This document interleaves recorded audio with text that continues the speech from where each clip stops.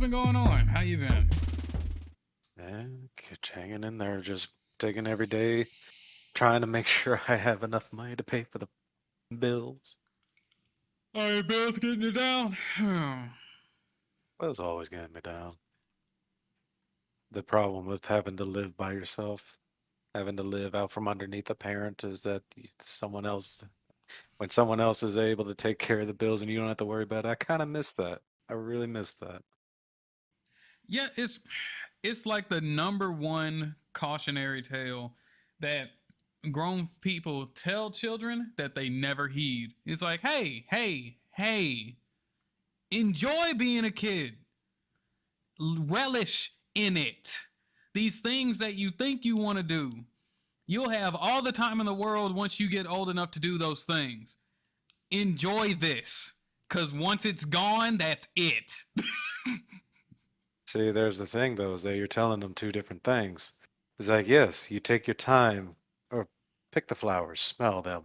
Enjoy the time that you have as a youngster where you don't have all this extra shit that you have to worry about. But at the same time, on the other hand, they're also saying you have a finite amount of time to actually do anything that you want to do, anything at all.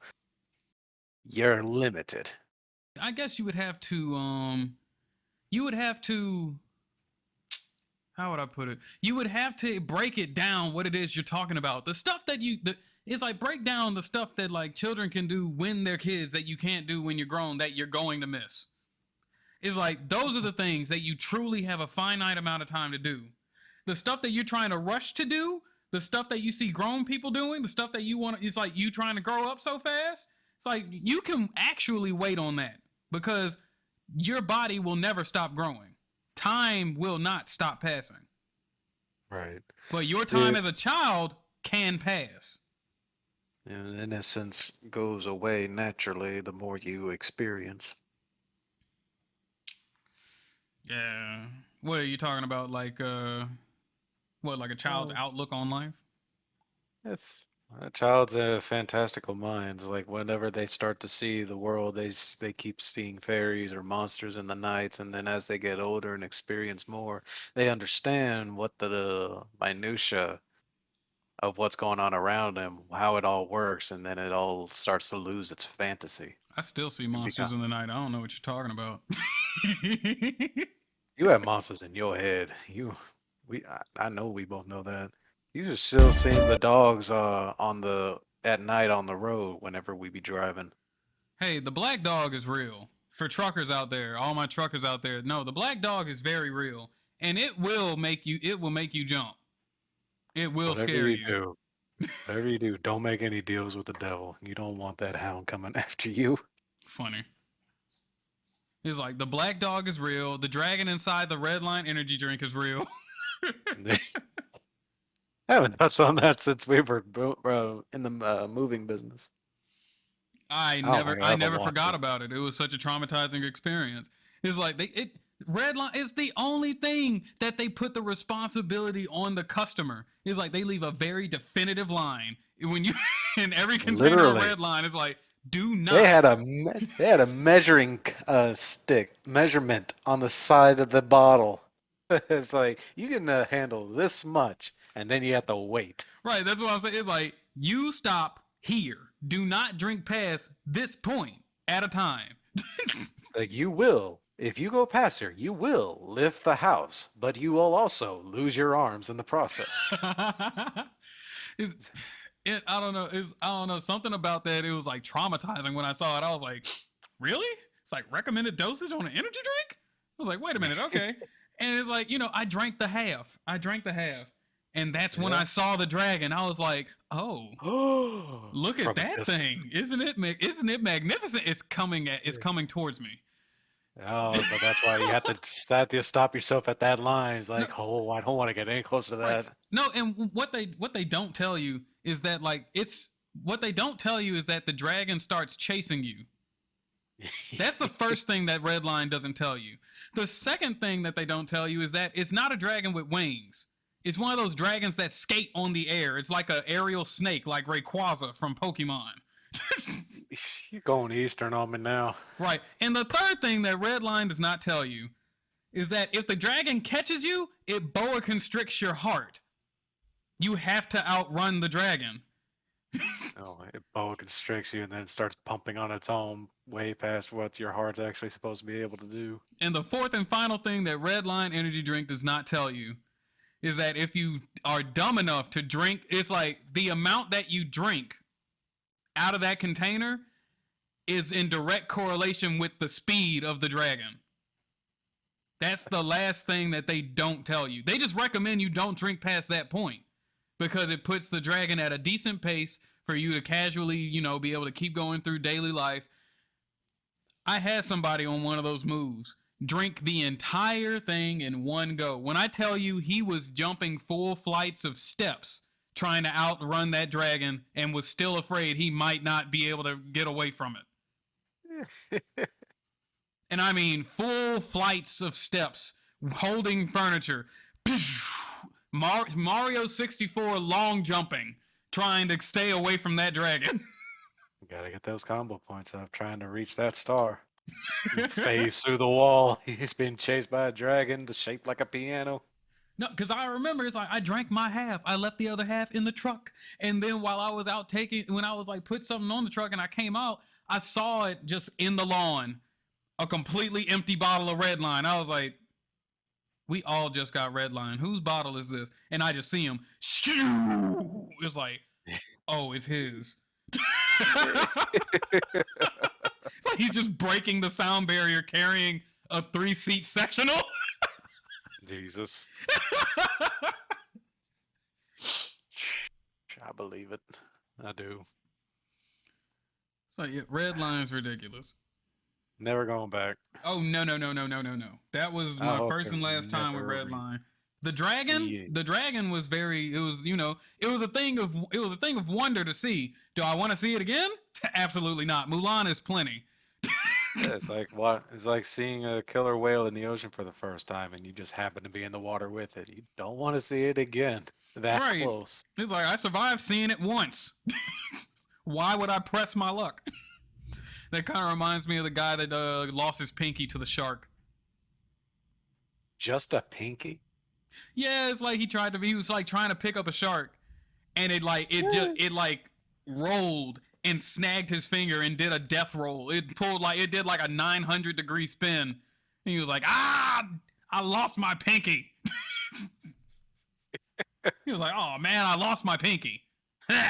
He was like, you're taking that a little too easy. Like he said it in the same fashion as when you lose a tire. Like if you like blew a tire on the side of the road. You're like, oh, I lost a tire. It's like there's a AAA for a pinky. And I was like, nah, bro, you ain't getting that back. Like, yeah, just the delivery of how he has said, I just lost a pinky. It's like, does he know something I don't? Is there AAA for digits?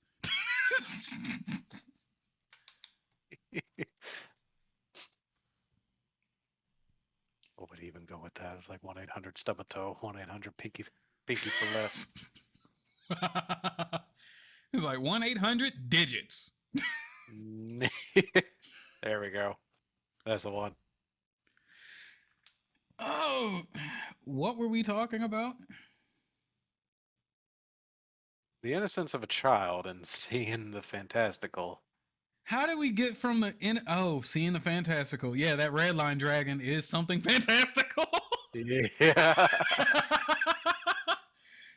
Don't drink Red Line. Drink Red Line carefully. There are other energy drinks to drink. I'm not going to throw Red Line under the bus just because they want to show you something fantastic.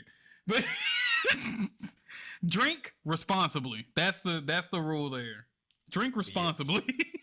Right.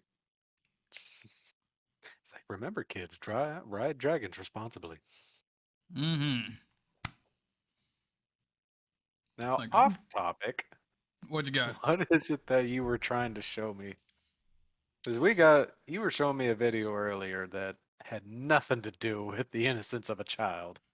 Oh yeah. I was showing you this monologue. Hold on. I hate ads. That's why I pay for, what's it called? I forget what it's called. YouTube Plus?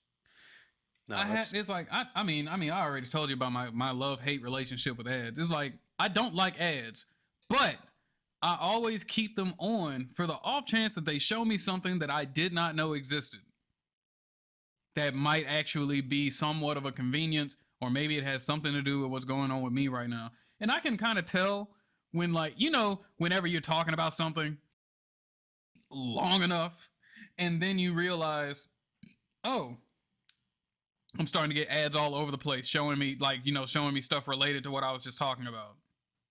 yeah, and See, that's why people say that it's a conspiracy. right.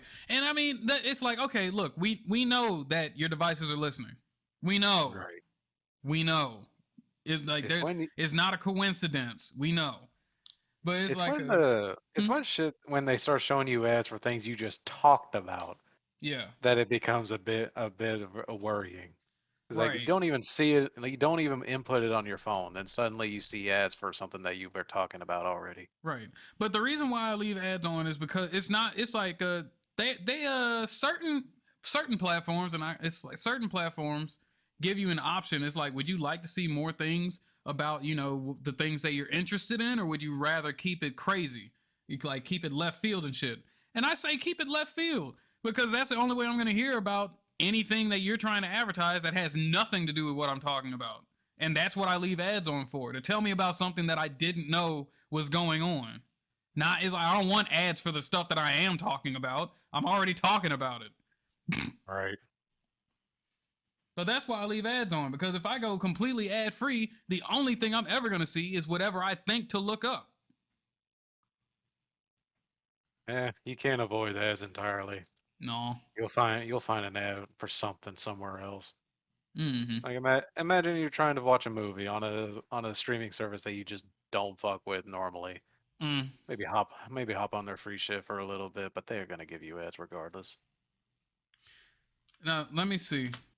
She's looking for a husband, and I was like, I'm trying to see is like exactly how is she going about advertising herself, like what it was she was saying. But no, listen to what she was saying. Hello. Uh-oh. Here we go. Killer. Y'all, I'm tired. I no longer want to be an independent woman. Forget that INDE. I'm good. I want to be a housewife. Listen, the Like, you know next what? This man that has responsibility good shit, I'm credit, good. a stable home, finances is straight, baby, I'm marrying you. Yes, sir, I am. I'm not an alpha female I'm gonna no let you more. know I've already. learned my lesson. The audio Baby, coming I from will it is be very low. submissive to you. Baby, I will cook for you. I will clean for you. Yes, daddy, whatever you need. You want sex when you want it? It's Yes, funny sir, what you she's got it. saying, but Baby, you want a that's meal not at wife 3 o'clock in the material. morning? Yes, At least not in my mind. You said, wait, let her finish right quick. Hold on. sir, you got it. Take care of me. Because this working 2 jobs, although I love being a registered nurse, I love my profession. Let me just work as needed. Let me work when I want to work. I'm over it. I'm tired, y'all. So hook a girl up. You said it wasn't wife material. Mm-mm. Why you Because what say she's that? saying is, what she's saying is more in line with someone who just doesn't want to work, someone who doesn't want to be like going balls to the wall all the time, just trying to make it by. What she sounds like, it sounds like she's just wanting someone to help her make life easier. It's like she's not really looking for a partner in life, but more someone to help keep her above water. It's like working 2 jobs and instead working only as needed. It's like I get the sentiment. It's like, yeah, I would like to only have to work so much that I want that I need to in order to be content. It's like I don't fault that, but if that's your main purpose for getting married, a practice that is heavy on commitment and responsibilities with the idea that you have to bring someone else along as your partner and bring you with you, is like I feel like if you are going to marry someone, there needs to be a purpose behind it, not just to make your life easier. Yeah, it's hard. This is like this is a very tight knot. It's a very tight knot that we're looking at. It's like you have a 39-year-old woman who is now claiming that she's ready to settle down because she has gotten thoroughly tired with basically how life actually is. I guess it might be a form of disillusionment where it's like you swore you thought something was going to be a certain way, and then when you find out that it's not, it makes you act differently. I guess it would be like a form of disillusionment, but the knot that we're looking at here is very tightly wound. It's a little ridiculous. It's like you have the 39-year-old woman that's like desperate to settle down, this, that, and the third, and it's like behind the 39-year-old woman, you had this woman that believed that she could do it all on her own just fine. Right. And the reason why she believed she could do it all on her own is because like that's what she was told in the spaces that she grew up in. So behind this is like behind the 39-year-old, you have this, a woman in her 30s and late 20s that, believes that she can do it all on her own because it's what she was told. And behind that, you have this this maybe college student, is like she's a nurse. It's like maybe college student to like, the high school age student that's coming into, it's like all of this time that was spent reinforcing these ideas that everything was going to be okay. It's like an extra Santa Claus. And I know that sounds a little wild coming off the rip, but what I'm trying to explain is like when you're a child, there are these certain things that are set up as wonder, these stories that are told, these things that are told to you, and it's like, oh, that's so fantastical and great. But as you start to grow up, they start to grow feeble. And, people start telling you the truth behind these things, and it starts to crumble down, and then you kind of see the world around it. It's a form of disillusionment, where it's like you find out that these things aren't at what you thought they were, and you readjust. But what's going on is with these ideals that these women are pushing, them believing that they don't need a partner, them believing that they can do it all on their own just fine, which some of them can, but I'm trying to talk about the entirety of women, not just the small percentage. It's like with the entirety of women in mind, it is not good to push these ideals on a massive scale. It's like that's the extra pillar that they have that no one tells the truth about, so it never grows feeble and crumbles until it's way too late. And then they realize the reality of the situation, that disillusionment hits them like a freight train, and then they're like, oh, I think I need to do something different. But it's too late. Some of them double down and it's like, no, I'm just going to keep fighting to the death. Sunk cost fallacy sort of deals. Like, you know what? I've been going at it this whole time like this. I'm just not making it work quite just right. I just need to make it work a little bit better. Right. And then there are the other ones that's like, ooh, I messed up. I made a mistake. I need to fix this. And then they realize it's too late to fix it. But it's like, okay, and that's the second one. The one that realizes it's too late to fix it, but she doesn't divulge the information because she would have to openly admit that she made a mistake. And then there's the third one. There's the third woman, not the one that fights to the death and not the one that keeps it to herself. There's the one that realizes she made a mistake, realizes it's too late for her, but still has good in her heart to pass on the information, to try her best to pass on the information to all the women she comes in contact with that are coming up underneath her. Like, you actually don't want to buy in to that last thing, that last story. Santa Claus ain't real, and life hits a lot harder than they made it out to be, than these women over here that told me everything was going to be all right. It hits a lot harder. Actually, it is good to find yourself a partner that is compatible with you and have a purpose set up within that relationship to carry you on throughout these later years. It's a lot easier to push forward that message if someone who actually made it work, who were actually able to find and course correct out of that mindset that drove him into a bad situation where they were scrambling in order to actually change the situation in the first place. Otherwise, it just I imagine a lot of people would just look at that and say like, well, you didn't make it. that doesn't mean that I'm gonna fail. See, That just means that I can't do what you did. yeah, and Not main exactly main the case. character syndrome runs amok with Right. people these days. Where it's like, no, I hear your story, but you're not me. It's like, Right. actually, you're a little worse off than the person that just told you that you need to do better.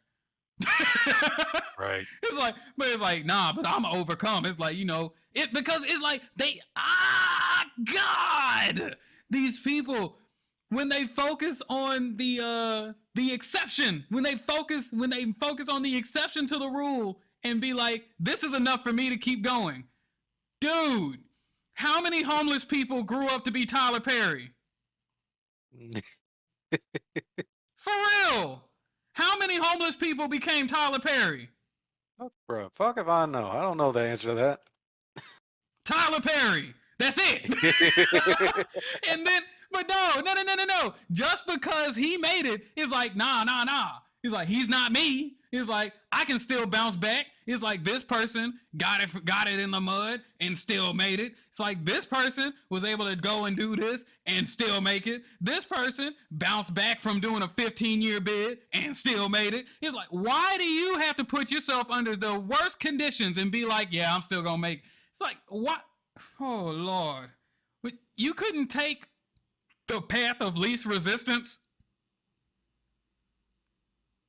It's like, nah, I got it. It's like, okay, you got it. And then when they trip and fall on 4 flats and no gas.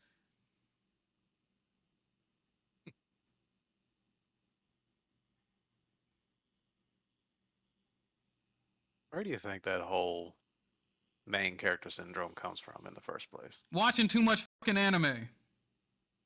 You think it's just anime? Not No, everybody. I honestly don't think that. That was it. That all of that was a joke. It's like, I wouldn't blame anime for none of that. These days, what you mean? I wouldn't blame anime for any of that. Now, granted, I could understand it if the only anime they ever watched was Dragon Ball Z. What you got against Dragon Ball Z? Bro, yell loud enough, and then you will win. That actually is none of Dragon Ball Z.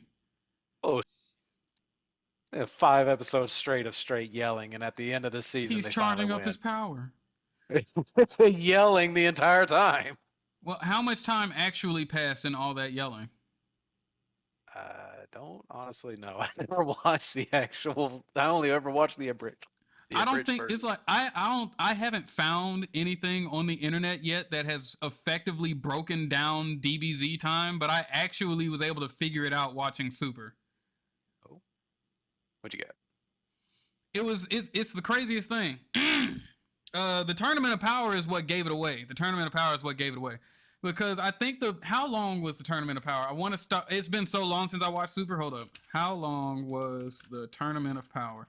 I want to make sure I know how long it was. Oh, the tournament consists of a single match with all 80 fighters battling at the same time. The match will last for 100 tacks, which equates to roughly 48 minutes. The entire Tournament of Power was roughly 48 minutes. And how many episodes was that going on for? Right. How many episodes does the Tournament of Power have? 54 episodes. That's DBZ time. That's how fast it is. That's why he's yelling that long. That's that 5 episodes of yelling. That much, a lot of time has not really passed. Let's see. I didn't watch Super, but were there at least some episodes where some things were going on at the same time, was just played off in a different episode? Actually, yes. That's the thing. That's another thing that makes the time pass so slowly, because it's like they'll show maybe 5 minutes of the episode will be a fight or interaction between between 2 characters, but then it'll break off and it'll show you 5 minutes of another interaction going on between 2 different characters. But what they didn't divulge is that these 2 events are happening at the same time, not one after the other. Yeah, It's that sort of shit that makes it difficult to keep track of that shit, making it seem like this shit's way longer than it Which needs is to be. exactly why he's yelling for 5 episodes. So after I But took that that into wasn't what I account, was referring to at all. I was talking about whenever the first time the gang went to Namek up against Frieza. uh-huh. hmm What about And it? spending all that time on the damn Spirit Bomb yelling for multiple episodes while this shit's going on. That shit was hilarious. Well, DBZ Abridged was hilarious. I like Dragon Ball Z. I like Dragon Ball Z. Oh yeah, especially abridged. I wish those guys. I really wish they did the Boo saga, but I but wish they no, did I the don't. entire series, but damn, But before we get too far off track, no, I don't we've already think been far off track. What you mean? I wouldn't blame anime for the main character syndrome. Like No, you could take it to take an example from any sort of media where there's at least two opposing sides or multiple opposing sides. It's like, or even not even media, but the way that we have like just our sports for one example. Is like there's always a team, our team and their team, yeah, but it's and not. it But that's feels still great. not one. It's you. It's you. You're one of many. Right. You're one of many, but you really want your team to win. But you know what? I honestly may think it has something to do with. Mm. In the early years of life, trying to press the fact that every child was special. That child is going to try and go the 1,000th mile to try and figure out what it is that makes them special, especially if they're self-aware of their own existence. If every child is told that they're special, and then they become self-aware of their own status, whether it be through them looking on Instagram and seeing how high up some people are in comparison to them, or perceived to be up that high, because social media, you can show the best parts of any situation. It's like them being told that they're special, and then they become self-aware of their situation, and it's like, they said I'm special. I don't see anything special here. I gotta figure out what is it that I'm special for? What makes me special? I think that might be one of the key ingredients that can lead into main character syndrome, because it's like them striving to figure out, they said I was special. So it's like if they are self-aware, that's what special is, and they're self-aware of themselves, and they don't see anything special, it can cause them to reach out to try and do crazier things to try and basically fit the title. And that's the crazy thing is you've told every child that they're special. So now it's like that might not even be the outcome every time. But if you told every child that they're special, yeah, you're gonna have some that come up with main character syndrome, because they're trying to figure out what it is that makes them special in the first place, because they didn't see nothing on them. And then it's like being told that you're special to only end up, it's like you're casting a bad light on being ordinary. Nobody wants to be ordinary these days. Everybody's got to be special. But if everybody's special, nobody's special.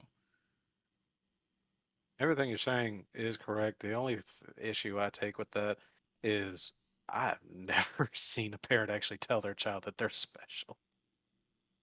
You've never seen a parent tell their child that they're special? No, I've seen parents tell other people that their child's special. It's like, oh yeah, he's already talking at the age of 1. He's gonna be a genius whenever he grows up. I see parents gloat about their children to other people, yeah, but I never really see them telling their child that very often. Sometimes it won't even be the parent. Sometimes it won't even be the parent. Sometimes it'll be the dang school. It's the school system at all these days. But no. It's like I don't think that you can really boil it down to one situation as to what molds or nurtures a child into feeling that a main character syndrome. It's like, can you imagine being a child that had your entire academic career was spent in AP and gifted, only to end up being a plain Jane when you get out of school? Yeah.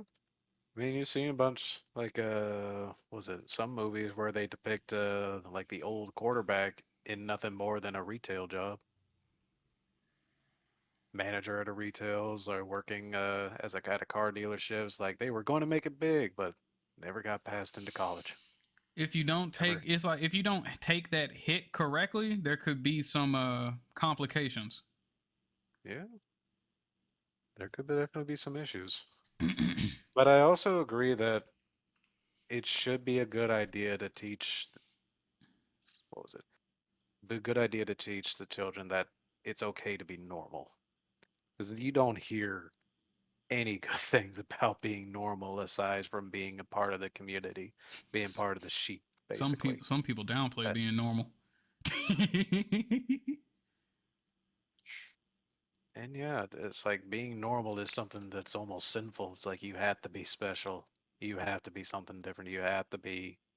It's like you will hear about being different, trying to make a difference, that sort of deal on more like on the internet, at least these days. It's like Mm. you will hear more people talking about like trying to change the world, save the planet, and nothing about what you can do in your own community nearby you. Mm. It's like so focused on what on the world at large, you can't even take care of the shit going on around you.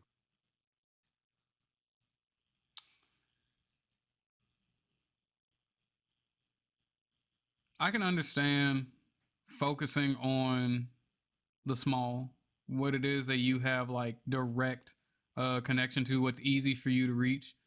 It's like picture being on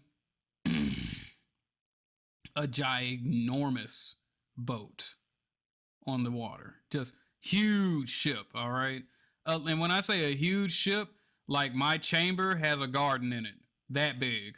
Right. My section of the boat has enough space. It's like that's my property. That part of the boat is mine. And it's like, so we're on this giant ship, and it's like you say that people are focusing too much. It's like some people focus too much on the world at large instead of like, what they can affect right there in their area. Yeah, it's like, yeah, I could grow food in my chamber of the ship. I could tend to my garden, and I could even share the said food with my community, those in need, those who like spent their skill points elsewhere doing other stuff, right? They might not be as good as growing as I am. So it's like, I might bring them a little something, break bread with the community, do something good for my area of the ship, right? Right. And then it's like, but it's like the people that you're talking about, the ones that worry about the world at large, it's like there's a difference between seeing the problems in your section of the ship and seeing a gash in the hull that has water leaking through it. It's like, so it's like I don't bash those people that like kind of worry about the world at large. It's like if that truly is a gash and we are truly taking on water, what I can do for the people in my section of the boat is null and void if the entire ship sinks. That's fine. That's a perfectly fine logic to think of. But not everyone is equipped to deal with that gash in the boat. And I completely understand that. He's like, you can't have everyone focused on one thing, on one gash, while there's a fire in like, you got a gash on the port side and you got a fire breaking out on the poop deck, and you want everyone. If so many people are focusing on the gash, they don't realize that the ship's about to burn up on the other side. Why we should focus make sure that we don't spread our focus all of our attention tunnel vision onto a single problem. Is like, and that's why I think we should like allow people to focus on the stuff around them to keep things working instead of just trying to everyone haul ass to one side. I mean, any attention is like if the problem has a solution, it would only require attention for so up to the point that the problem is fixed. And that's another thing that I've noticed.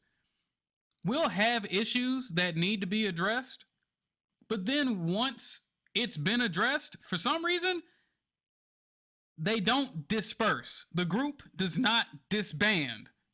It's like you come together to complete a mission. Once that mission is complete, you are supposed to debrief said members and disband and go back to go back to like having things normal. It's like, we did it. But instead groups stay together and they keep finding more things to fight for whatever reason. and that depends on the problem. It's like the examples we were bringing up were something physical with clear disastrous intentions, with the clear disastrous end results. Well, then, okay, I guess let's keep going with it. So it's like a fire broke out. That is a finite problem. It's like everybody band together for X amount of time. Is the fire out? Dope. There's a gash in the boat. There's a way to fix this. X amount of people shovel water out. It's like this X amount of people patch up said hole in the hole. It's like, are we good? All right, we're dope. Disband. But what we have being practiced with the groups that we have at play in real life, it'll be like, so it's like the deck's on fire. All right, put it out. There's a hole in the hole. All right, put it out. Nothing's going on the ship. All of a sudden, they just transform into a militia and start having this reigning power and start like extorting people in certain sections of the boat, or like saying these people need to move to this part of the boat. They start making problems to solve how they see fit. Right. It's like you started off good and you accomplished what you set out to achieve, but then something went wrong. Fuck shit.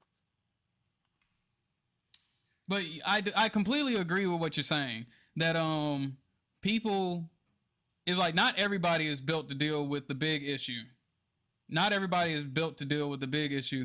And part of me, I really wish school wasn't as light as it is now. I really wish there was some. It's like when I say light and when I say dark, it's like, it's like light, it's lofty, it's okay. It's like, it's like, keep it cushiony, and dark, heavy, whether it be emotionally heavy, whether it be like psychologically heavy thing. It's like, hard truths to deal with, hard things to realize and to carry and to deal with. This, that, tough topics, trigger warning required shit. Dark shit. I wish there was some form of dark training in schools, so we would have people that are willing to, like, ready and willing to, like, this is the ugly truth. All right, I actually thought it'd be a little worse. What do we do? It depends on the type of problems, though. I'm not sure if school is the one to be able to teach that. True. And should they? Life has peaks and valleys. No matter the situation that you are in, no matter what situation you're in, you could be lower class, middle class, upper class, your life will have peaks and valleys. Your valley might be someone else's peak, depending on what class you're in. But that doesn't exclude the fact that there are peaks and valleys in your life. Life goes up, down, up, down, up, down. You have an emotional wheel that just turns and turns and turns. You could have just won that $1 billion lottery. That does not mean you're not going to have a low at some point in the future. It's like that's one thing that you cannot escape in life. Ups and downs. So you're asking, should schools have something implemented to prepare children for valleys, for lows? I don't see why. I was asking more for the whole problems deal. I mean, but that's Like, the thing. If there's a problem, then there's a solution. My issue with that is what kind of problems are we talking about? Because there may be some problems that shouldn't be brought forth by teachers in the first place, because there may be different people with different viewpoints, and they have a different solution for these problems. I Like get what? what you're saying if it's just like on a mental health sort of deal. Well, I mean, It's yeah, like, it all right, varies. like, I mean, that's why they have guidance counselors in schools, don't they? They're supposed to be there in order to help the children that Son, are those guidance behind. counselors were useless when I was in school. So there's an issue right there then that we could focus on. Why the fuck are they useless? It's like we got so many kids going into college becoming psychiatrists. Why aren't those psychiatrists applying to be more of these guidance counselors? Or is that what's going on? Are these guidance counselors just the ones that failed in psychiatry to make it big? Funny. That's a legitimate question, though. It's like I understand what you're saying. It's like if you're trying to like prepare children in order to like for those lows, for those bad times. It's like give them something to look forward to. It's like it doesn't have to end here. It's like you just starting out, bro. It's like, child, you haven't even begun life yet. Don't get down on this little molehill right Not here. it's like not so much. Yeah, not so much of them. Not so much of the low bringing them down, but them being able to channel it. Like, okay, Channel people weren't getting triggered back when I was like in elementary and middle school. back when we had bullies. See, and okay, all right, let's talk about the bullies that used to be in school before the zero tolerance. Let's talk about the bullies that used to be in school. Before the Bullies, millennial bullies were- became a thing. huh? Before the millennial bullies became a thing. Oh Jesus, it's like bullies used to be basically darkness that would just seep throughout the schools. If it was a good bully, and I know that sounds like an oxymoron, like if it was somebody really good at being a bully, I mean a menace to society. He was literally walking darkness in the school halls. But the thing was, you had to, it's like all those children that were exposed to that bully had to learn to hold that darkness, channel it. They had to be able to get through it and hold it. Nobody is like, if you have zero bullies in a school and everything is hunky-dory and you keep, I'm not saying that we need bullies in school, but I'm saying there needs to be some form of darkness training for children, because when they don't have any training to deal with darkness, you end up with people that can become triggered because they're unfamiliar with the pressure. They don't know how to deal with that weight, that emotional weight that comes with anything dark. And they try to dispel it as soon as they come in contact with it. That's how you have these triggered people and these meltdowns. Yeah, we do seem to have an epidemic of that these days. So you have it's like, but oh my gosh. And it doesn't help. It doesn't help when it's like the natural way that you would learn to deal with darkness started getting downplayed too. At first I was talking about when I was like in elementary school and or in middle school.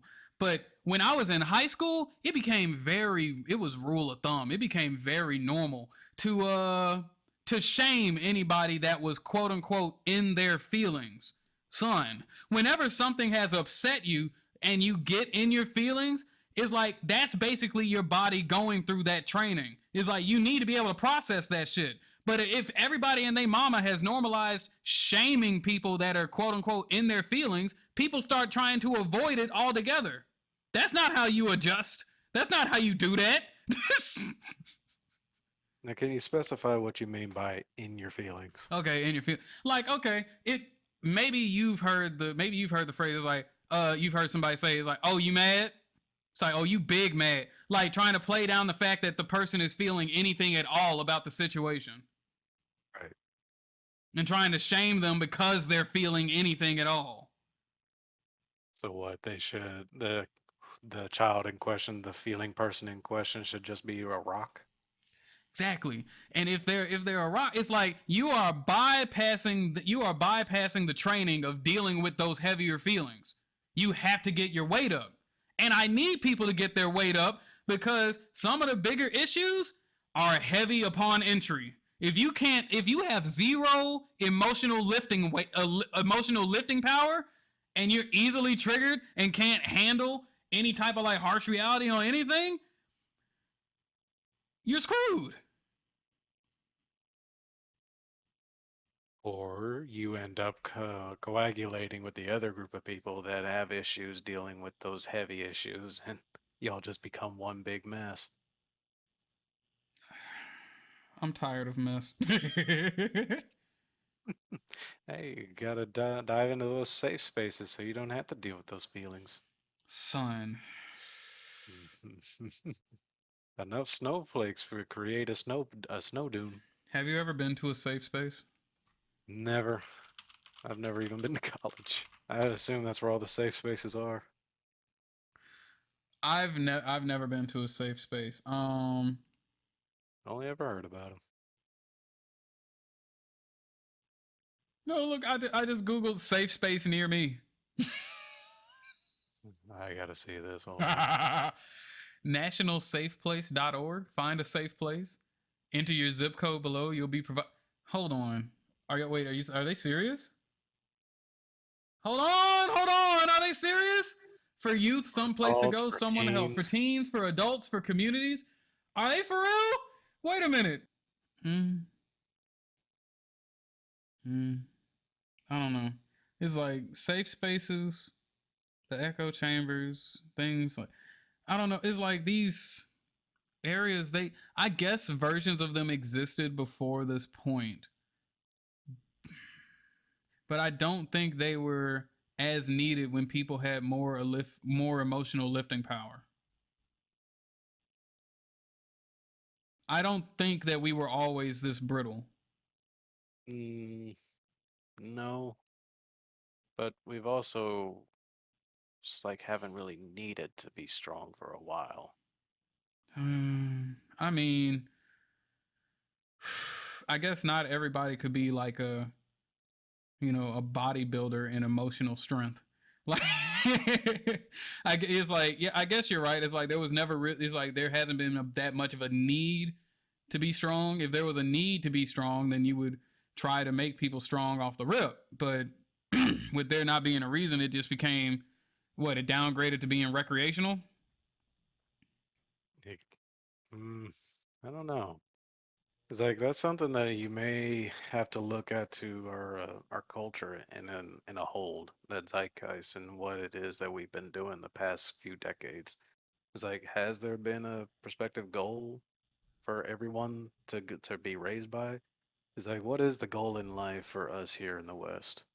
It's like, what is the desire to actually like go forth and prosper, or to not at all? It's like, what are our parents teaching these children to want?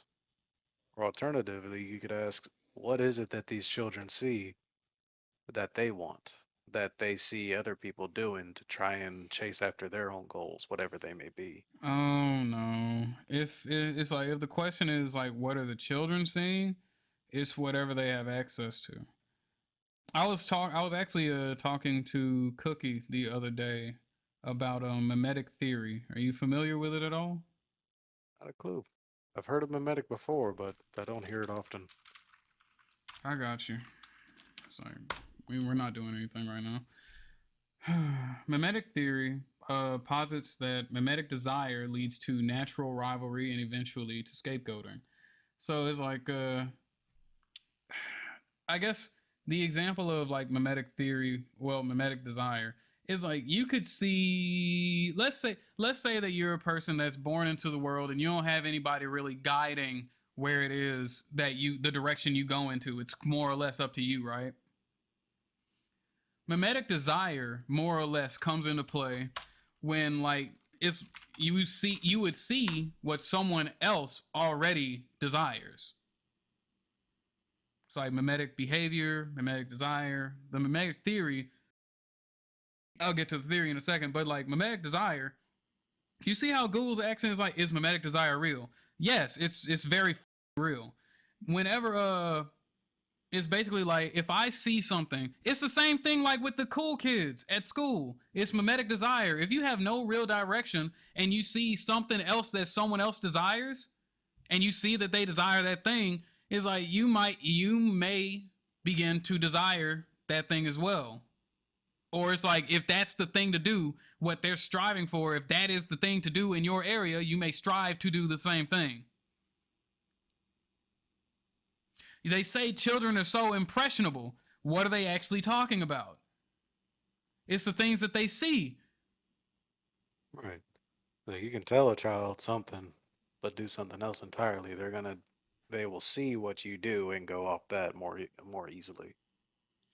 Mimetic desire, making your choices according to the desires of others. Have you ever heard of a parent that lives vicariously through their child? Yeah. This is a little different. It's like a parent living vicariously through their child is like they're trying to live out their dreams through the next spawn on because they didn't make it. Mimetic desire, it would be almost the reverse. If the child or a child, not necessarily the child of a parent, but a child of the community, if they see what another person, a grown folk, someone who's been there much longer than them, that they look up to, something that they desire, they may desire to try and be like that person. They may try to desire to emulate it. Now, where are you going with on this theory? You were talking about like children, like what children come in contact with, what it is that they come in contact with, and like, you know, what it is that they experience. What they experience is whatever they have access to, and a lot of children have access to the internet. And if mimetic theory has anything to do with it, whatever it is that they're seeing, and you see how wild social media is. It's like it thrives off of showing the exception to the exception. It thrives off of showing the most extreme, the most outlandish to get the most clicks. Similar to how mainstream media works. It's the nature of the beast. Through the pursuit of money, we need to find something that people will flock to, something wild, something outlandish, right? Now, if children have access to these same outlets, and mimetic theory has any grounds to stand on, some of that stuff could be impressionable to those children, especially if they don't have anyone there to filter out what it is that they're seeing. And they'll bring up the whole part about parents giving up their children to be raised by both the internet and the public schools, and not really taking the time to actually parent themselves. I think this is where like a lot of the end result that we have today has come from. It's like people are questioning mimetic theory, mimetic desire, and it's really, it's like if you really wanted to break it down, you could make mimetic theory mimetic law in a split second. It's like it's like, okay, to be completely honest, do you think that there is an inherent desire inside a human being to want to utterly destroy something that looks just like it? Only if it's uncanny. Only if it's uncanny. What do you mean? I'm thinking of alternatives right now. Oh, the alternates? Yeah, I'm thinking literally. That's fun. It's like That's if there's funny. something. No, if it's something that looks exactly like me, I would feel the innate desire to either run away or kill it. I can't remember what that channel's name was, but that It's stuff the with the first alternates one. was funny. No, What? no, no. Keep typing alternative. It was the first pop-up. Oh, the Mandela Catalog. Yeah. No, that's. But no, rolling it back some. Hold on. No, wait, but let me finish setting it up though. Do you believe that there is a inherent desire in a child to want to kill another child?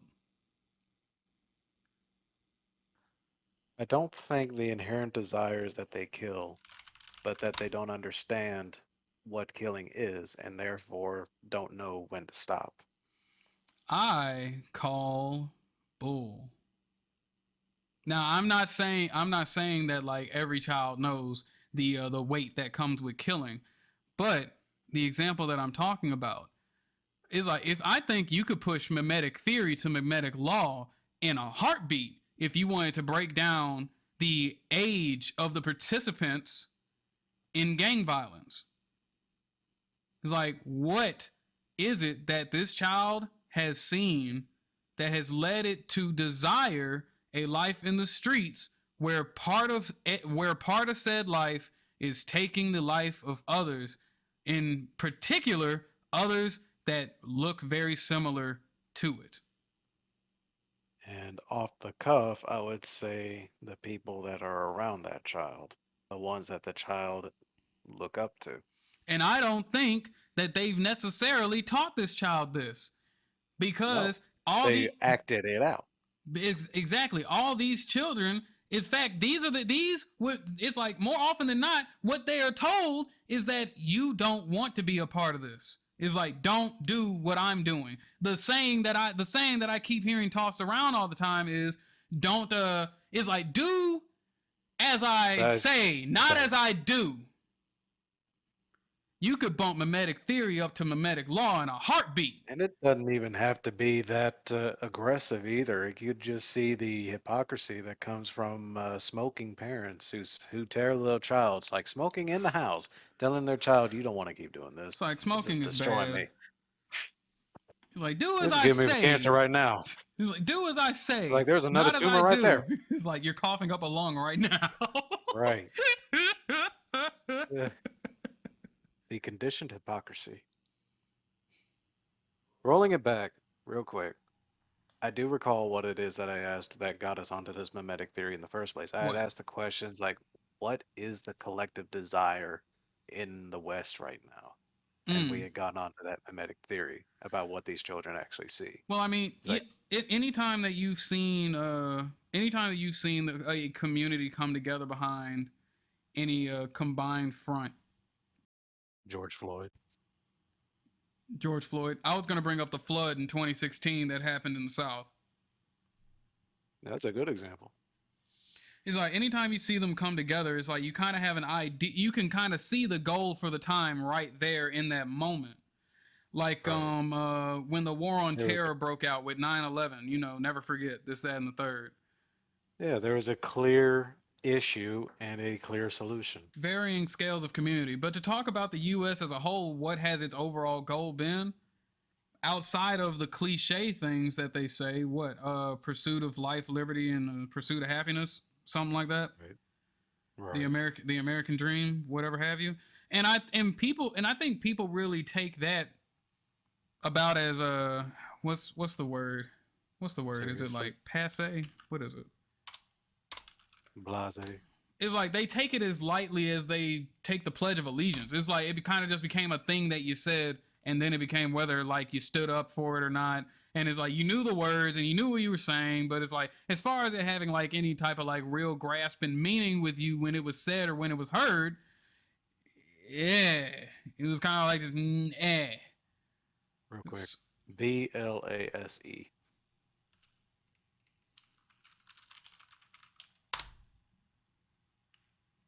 Unimpressed or indifferent to something because one has experienced or seen it so often before. Yeah, That's not it. it's like, That's but not it's quite like, it. but experienced it or seen it so often before. So I mean, it's as far as me talking about the Pledge of Allegiance. Stop saying that around high school.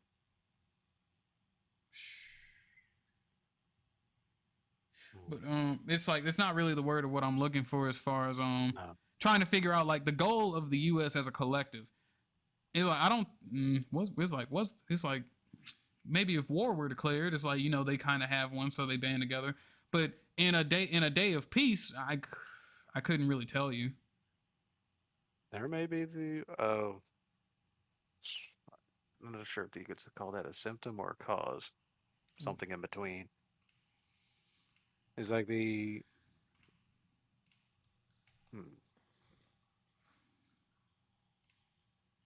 Well, moving past that then, maybe that's moving on into like the difference between looking at a forest and looking at a tree.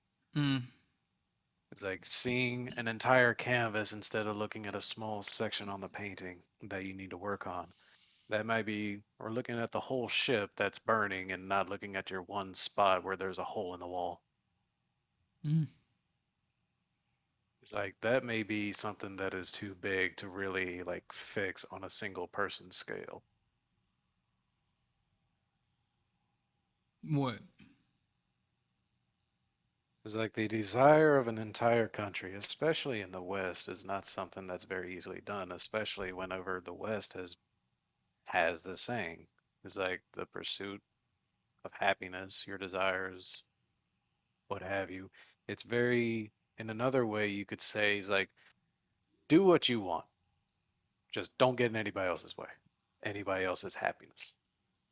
It's like you could put it that way. And by that point, you just kind of go like, look around, it's like, well, what do I want? What has my community been doing? Okay, so this side of my community, the older side at least, are all getting married, having kids, getting angry for some reason, and there's a divorce involved. All right, that sounds like fun. I'm gonna deal with that later on in life. Then you got another side of the country where there's nothing but gang violence going on.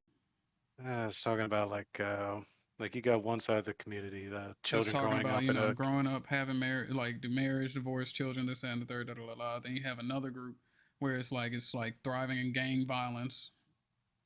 and the kids growing up in that would be like, well, this is what everyone else around me is doing. It's like I got to get that rap sheet, otherwise I'm not gonna make it in life. See, and that's why I brought up mimetic theory.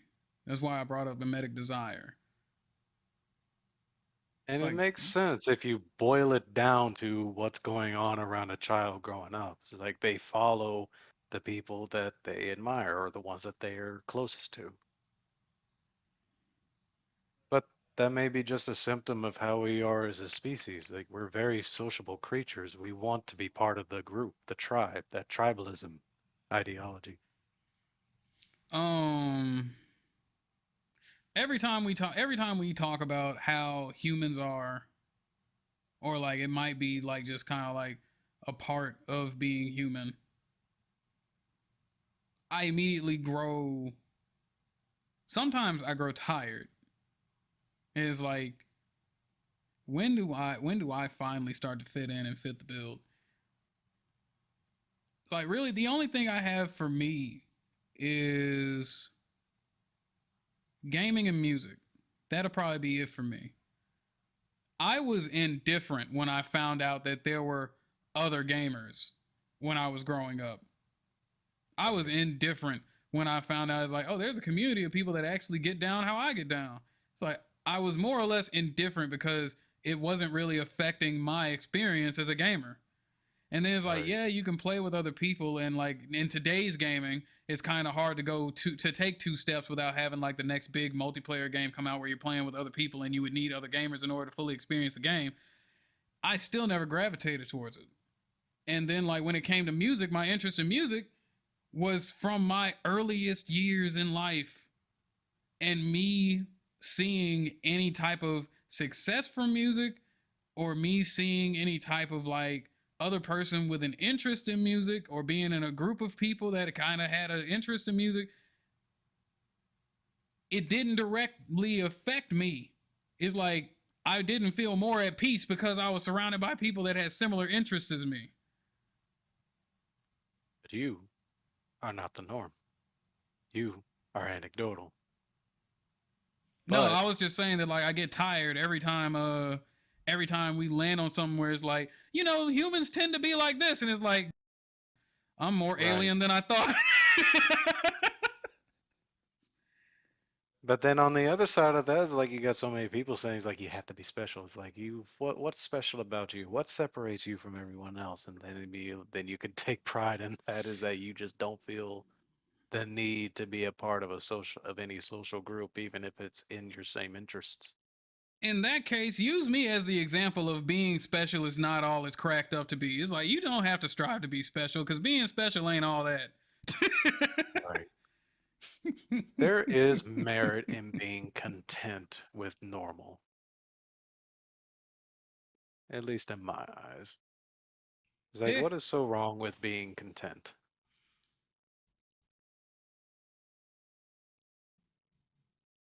I don't know what's wrong with being content. I don't see an issue with being content. And then someone else on the other side of that, you'll also hear some people say, "Is like, well, you're not being content, you're stagnating." Stagnating. Mhm. Okay. There are people, okay, there are people with big life goals, there are people with small life goals.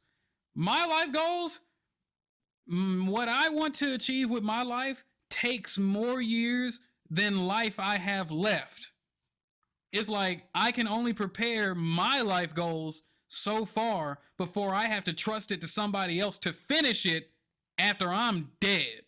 And then you have people with small life goals. I had a friend back in high school. I miss you and I'll probably call you later. if you're listening, and because it's like you probably know who you are when I say it. It's like what their life goal was to move to a specific section of the world and have a very particular job there. That was their life goal, to spend life in a certain section of the world doing a specific job. And you know what they did? They did exactly that before they were 25. They have a ton of life left. Are you going to argue with me and say that person is stagnating because they achieved their life goal before 25 and they got comfortable right where they were at because it's right where they wanted to be? Those that are ambitious, I would say that they would tell your friend that you have more to life to offer. Do more.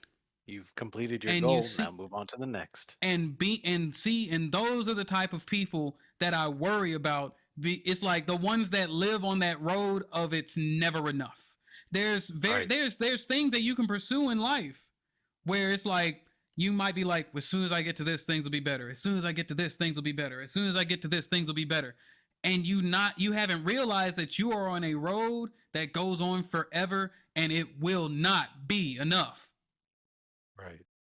Some of these roads are very complicated too. Some of these roads are some people's lifestyles and not how they work, but how they live. And it's like, I feel really bad that this is being handled how it's being handled because it will never be enough. You're going to keep going and you're not going to make it. And your whole life will be spent trying to make it and you won't. It will never be enough. It won't be enough. So to the people that would be overly ambitious and say that my friend needs to figure out something else to do with their life, it's like, son, they achieved the dream. Let them go. Right. I wish my life goal had something that was obtainable within the years of life that I have left, to the point where I can feel content while I'm alive.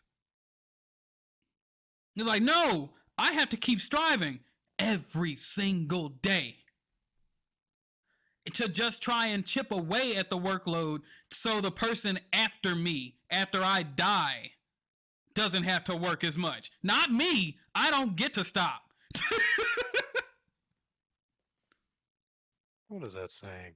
Those who plan dates are not the ones who pick them. Aww. Yeah, have you ever had a date? I've gone on dates. Wrong date. I know. It's like, oh, I've had plenty dates. But that's funny too. It's like you look up the gestation period of a date, how long it takes to mature and actually fruition. It takes like what, 80 plus years? Whoa.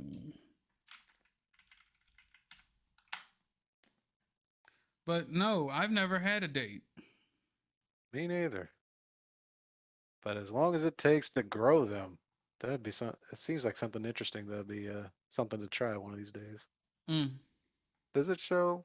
Does that show like how long it actually takes to grow? 8 years on average. Huh. That's not right. Producing food when they grow to seed. Trees going from the offshoots will start fruit production in a shorter amount of time. Were you thinking of another fruit? Perhaps? Interesting. You know what? Click, go down. See where it says date palm Wikipedia below that. How long does it take to grow a medjool date tree? 4 years? Interesting. I wonder where this thing came from in the first place. What fruit takes the longest to grow? Persimmon trees. 3 to 4 years. Trees that take the longest to fruit. 5 to 7, 4 to 7, 4 to 6, 3 to 6, 3 to 5. Is it getting shorter? It's supposed to be getting longer. What? What What is this mythical fruit that I've been thinking of this whole time? Hmm. Whatever that fruit, if it's like whatever fruit took that long. Wait. I see 40 years. What? Coco de Mer? The Coco de Mer. What is that? Yeah, click on that link. Hey, fruit looks like a butt. It's like put a blur on over that if you're gonna show it in the video. 2 to 3, 20 to 40. Jesus. There goes Pawpaw 79, again. 3 to 4, 2 to 5, 2 to 5, 3 to 5. Where are these 40 plus ones? Is it the only tree? Interesting. Strawberries are a key or passion fruit which start flowering within Now a year. that is a lifelong commitment right there. Coco de Mer Yeah. tree. That's definitely a family business. Interesting. But no, yeah, it's like there's nothing wrong with being normal. There is nothing wrong with achieving the goal you set out to achieve and using your spare time to be cool. It's like I don't understand it. It's like and then it becomes personal stories with those people. It's like if I was in that situation, I would. It's like of course you would because you're trying to get this person to get up and do more when they've already done what they set out to do. Right. It's like, what's the like? Even if they do try to do more, what is the cost of that doing more? Do they end up losing what they already had in the process? It's Is there any risk to that? I guess it goes back to the story of the fisherman. Have you ever heard about like the story of the fisherman and the businessman? Tell me the story. More or less, cliff notes. More or less, it's like there was this guy that was really good at fishing, and he would go and he would fish, and he would get enough fish for the day to feed his family. And he was really good at it, so he would just fish whatever he needed. He'd have the food for the day. His family would eat. It'd be cool. He would spend the rest of the day with his family because he was good at fishing. He'd snatch it up. He would get it done before the day was even really started. Because you go fishing early.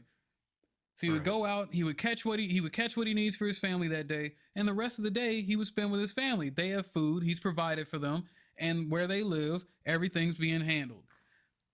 And then one day, this dude comes in contact with like a businessman, and he sees it's like, oh, you're really good at what you do. Like he's just watching him snatch these fish out the water. Right. It's like you're really good at what you do. You know what you could do? You could start a business, and it's like you take this time, you build it from the ground up. It could be super huge. Handle this. It's like you could distribute. It's like instead of feeding one family, you can feed a whole bunch of family, and you can rake in the oodles of bucks. It's like you can make so much money. This, that, and the third. Da da da da da da. And he's like, okay. So, what would be the end result? It's like you would have the biggest company for distributing fish in this manner from this spot, da da da da, this, that, and the third, all that. And he was like, all right. And what do I get for that? A whole bunch of money. All right. And what would I do with that?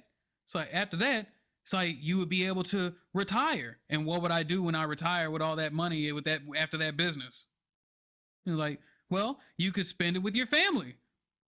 But I'm already spending time with my family. And I'm really comfortable doing what I'm doing. So what was the point?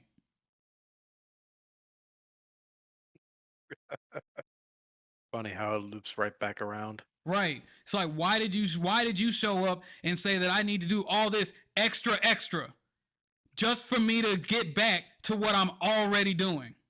What is wrong with normal? What is wrong with being content? What is wrong with keeping life simple? But we don't live in a society these days where simple is the way to go. It's like you could try to be as simple as possible, but someone somewhere is going to demand some paperwork or you to put forth more effort in order for you to continue doing the things that you want to do.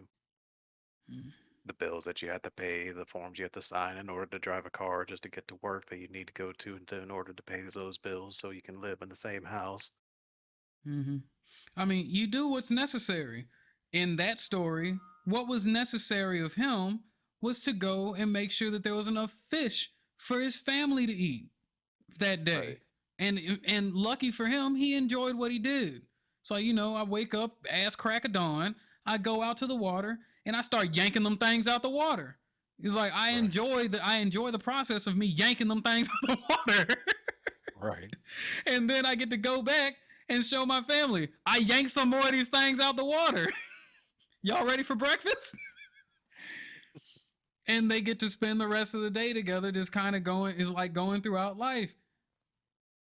What's wrong with him doing just what he needs to be able to thoroughly enjoy what he loves doing? Why should he strive for more? Because there's a cost. That's something that I really wish people in mass would grab onto. It's like, no matter how free something looks, there's cost in every action. You may believe that you can do something absolutely free of charge, but whether you register the cost or not doesn't make it go away. There's still cost. It just might not be the cost you thought. I mean, quick example, I have a family member that's in medical school, in the medical field.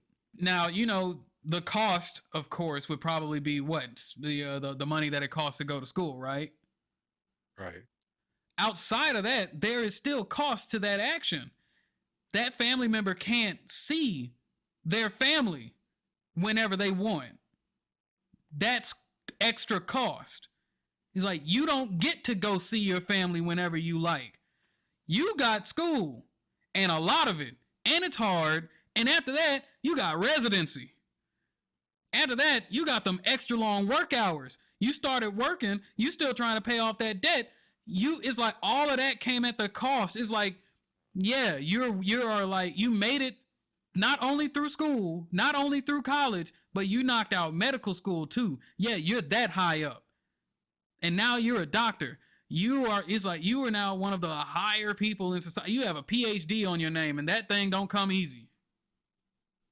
But it's like not only the cost of schooling, there was cost to your action. You don't get to see your family as much as you want. You miss your family more. You don't get to see them as much as you would want to. So it's like, even things that seem free, like sex. It's like, we're just going to veer and drive off the cliff right quick. It's like, Fix the course, get back on track, back on the road. No. We're driving off the cliff.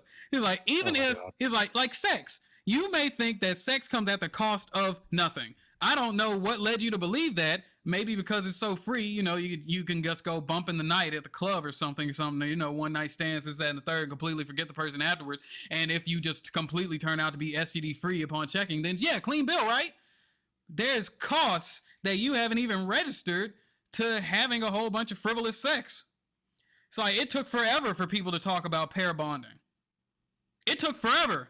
And when I say it took forever, I mean, I hadn't heard about pair bonding until after college.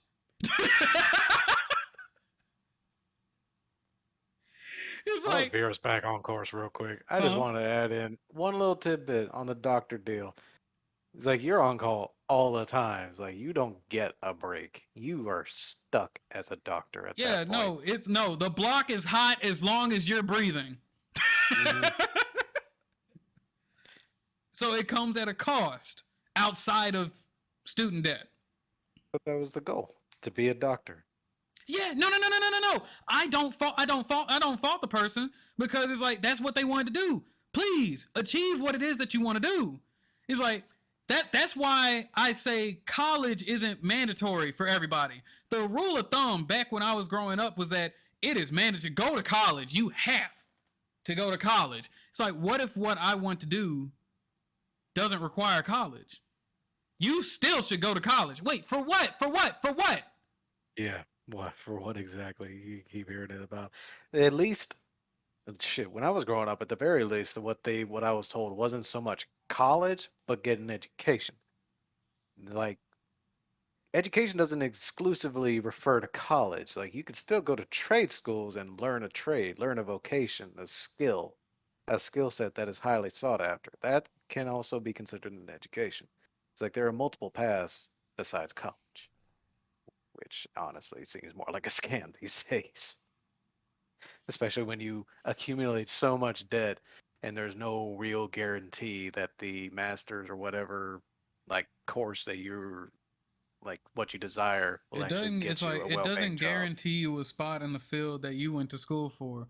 It's like Right. it gives you the key to the kingdom if they're hiring. Right. And even then, when they're hiring, it's usually as nothing more than a gate guard, maybe.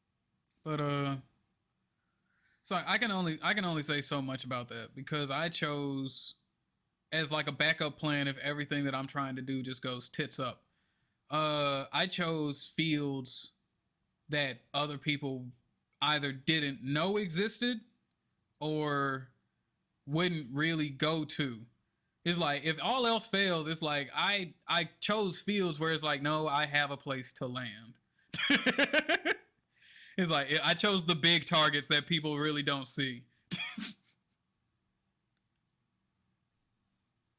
So in all this rambling here, what we started out on was children, first off. They are Growing our up with future. children. Let's see. Children, the mimetic theory, and the ambitions and how and what your goals are.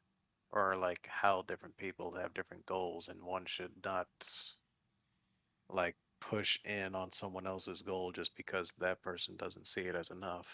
Yeah, it's like that person has their goal, which means it's like look. If that person achieves their goal and they're able to realize within themselves that okay, I made it and I don't feel what I thought I would feel, maybe I should do something more. That's completely different. And that was on them to make that choice and then they figure out and they revise their goal. But if somebody has set a goal for their life and they achieve that goal, and when they achieve it, it's like, this feels exactly like how I thought it would. And I love it. I'm cool. Leave that person alone. So a message to everyone out there listening to the end of this video. Leave the person alone who has made it to their point in life that they wanted to.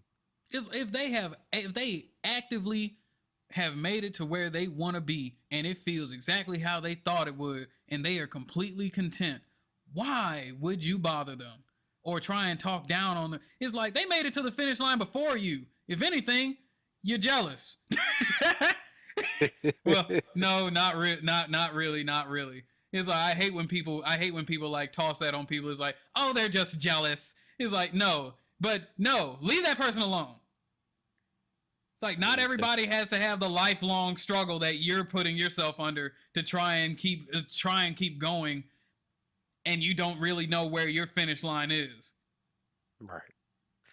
So then, if we go back to that video and kind of more like go back to on it with more context as to what it is we're looking at. So, what was her mimetic theory? What was it?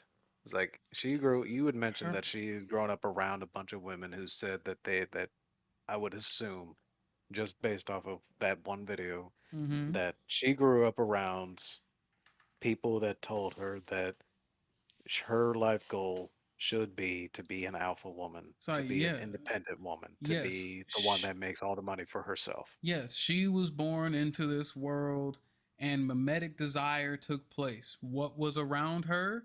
It was who run the world? Girls. Who run the world? Girl. It's like everybody was bossing up. It's like you had to be an independent woman. That was the thing to do.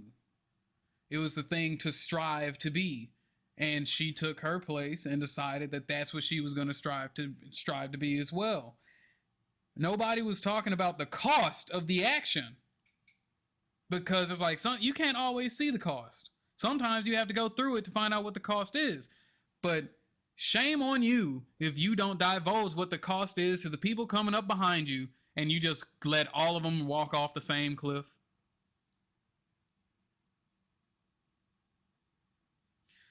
That, I feel like that was her mimetic desire, being an independent woman, and then she found out this thing ain't all it's cracked up to be. There was a disillusionment. You know what disillusionment is, right? Yeah, it's in the same vein as like if you were on the receiving end of it, it would be referred to as gaslighting. A feeling of disappointment resulting from the discovery that something is not as good or as one believed it to be. It's not gaslighting at all. All right. Disillusionment. No, I It's get you like, now. yeah, it's like she made it. It's like she went through all the schooling just thinking it's like, yeah, this is what I want to do. Everyone else is doing it. It's like, let me boss up too. It's like, yeah, let me get mine. It's like, oh, nursing? It's like, yeah, that seems to be working out. I'll do that. It's like she flies in, she does well, she exceeds, she makes it there, and then she realizes this doesn't feel like how they said it would feel. This doesn't Don't feel feel how like like a they boss said it at would feel all. at all. Huh? It's like I don't feel like a boss at all. It's like my I feel internal like a desires worker. are not being felt. I'm a cog in the machine. Help! I want out. I'm not independent at all. Right. It's like that's the thing. Is you want to be able to pay your bills by yourself for your entire life. It's like, I don't know, combining income with people, it's one thing to be making 80,000 a year, right? Mhm. I'm gonna pull out my calculator. I love math in the middle of nowhere. It's one thing to make 80,000 a year, right? Mhm. That means, all right, let's say you make the 80,000 a year after tax. It's like that comes out to like $6,666 a month at your disposal. That's pretty cool, right? That's not Right. bad. It's not bad. Have that much money.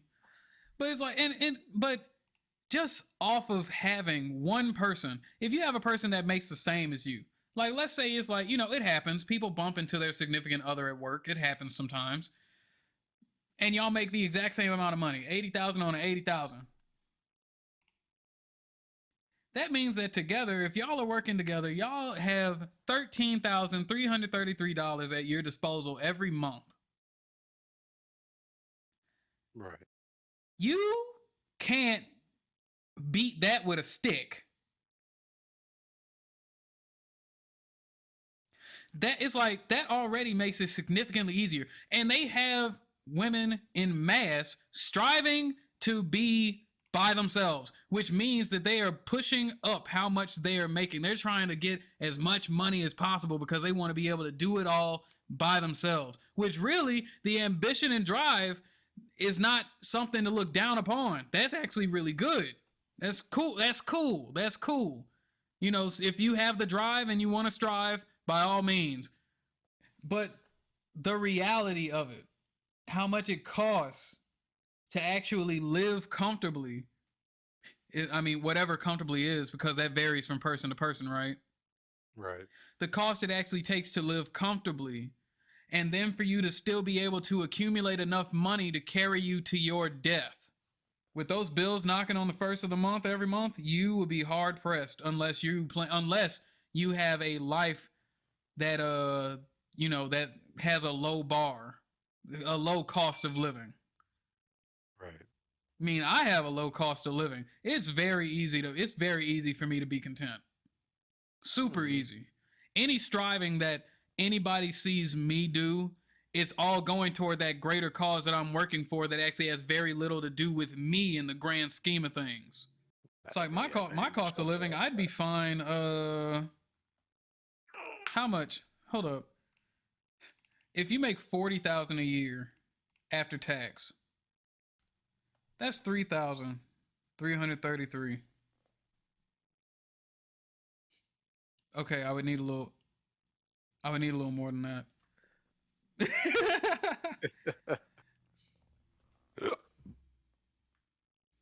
But no, it was a mistake. It was a mistake. It was a mistake. It was a mistake trying to convince women that they could do it all alone. And that's kind of, it's like, and I don't want that to hit the ear wrong. I'm not saying that you striving to make it all on your own. It's like, you know, whether it be you owning a business, whether it be you trying to like get the highest paying job that you possibly can, and you trying to like, you know, do it all on your own. It's like, I'm not saying that was the mistake, but the mistake comes into play. The mistake came from demonizing having help in the first place. It's like partnering up with someone, demonizing that sort of lifestyle, that whole traditional lifestyle, demonizing that is where the mistake started to come in. True. Speaking of which, it's like, you need to watch out for the people that demonize things that are actually good. Quick rule of thumb to any dude that is ever listening to women talk. If you ever hear a woman call another woman a pick-me, X her out. It's like, it would be like you playing a game of Minesweeper, and the mine poked its head out from under the square and said, I'm over here. If you ever hear another woman call a woman a pick-me, X the one that called her a pick-me out. Mm-hmm. It's like, she is part of the problem. Mm-hmm. That volatile, that demonizing is like, say, and on the other side of that, it's like you start to get to know that woman a bit more, and you'll start to hear things like, I'm an independent woman. It's like, I don't really need you, but I just want you. I'm not, it's, oh my God, that's it's like, look, I'm not a person that's necessarily needs to be needed, but that statement doesn't sound good no matter how you say it. No. It's like, if I'm with somebody, it's like, of course, it should be known that it's like, I shouldn't be it should be known that like, my existence shouldn't hang on another individual. But when you word it like that, it never comes out right. He's like, I want you, I don't need you. He's like, oh, It's like the fact that you had to make that distinction and shove it in the person's face. It's like, oh, okay. Man, why am I even here then? It's like, all right, cool. It's like, don't forget to like, subscribe, and comment. If you have anything that you want to say to us about different things, please use a timestamp in the comment section so we know what it is you're addressing specifically, because we really like discussing things very forthright with our comment section. If you got anything you want to talk about, please put a timestamp on it where you would like to discuss and, like, you know, write out what it is that you want to say. We might even do a follow-up video where we just talk about our comment section overall. But yeah, don't forget to like, comment, subscribe. Make sure you follow us on Instagram, different content over there, and we make announcements over there. Different content on Twitter. Make sure you follow us on Twitter. Make sure and follow us on Twitch. We do a whole lot of gaming, and it's a lot more lighthearted than what we talk about here. And remember, just because you don't come in physical contact with people doesn't mean you can't learn to love. Don't get monkeypox, people. I'm Black Genesis. I'm Paul. And it's this long. I hope you guys have a nice morning, noon, evening, and night, depending on your time zone and the time that you watch this video. Have a good one, and facilitate a good one. Good night, y'all.